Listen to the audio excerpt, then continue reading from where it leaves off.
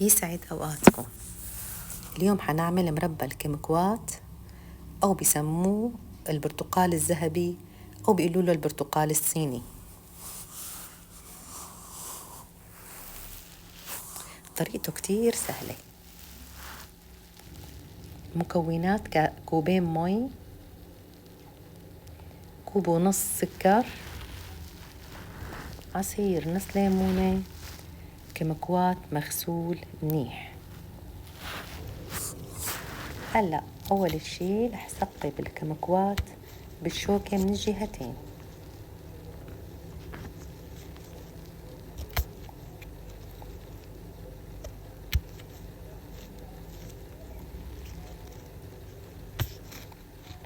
هلأ كلياتهم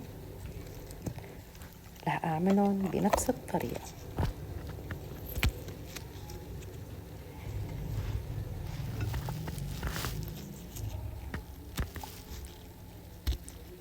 وهيك بعد ما خلصتهم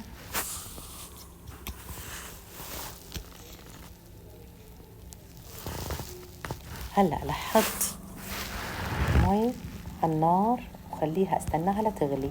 بس تغلي حنزل الكمكوات، خليهم بالمي 10 دقايق وهن عم يغلوا 10 دقايق.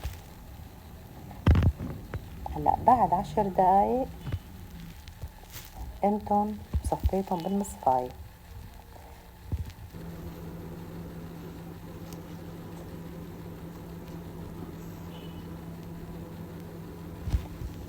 هلأ المرة الثانية كمان سخنت مية من جديد وبنزلهم مرة ثانية،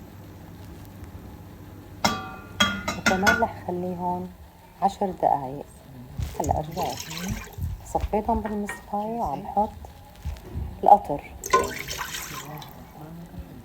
كوبين مي وكوب ونص سكر.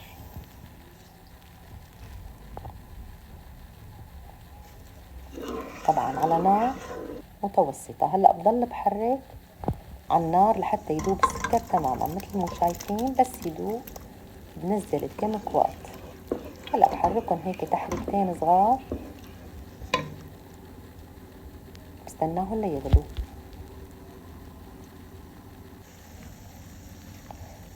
هلأ شايفين بلشوا يغلوا.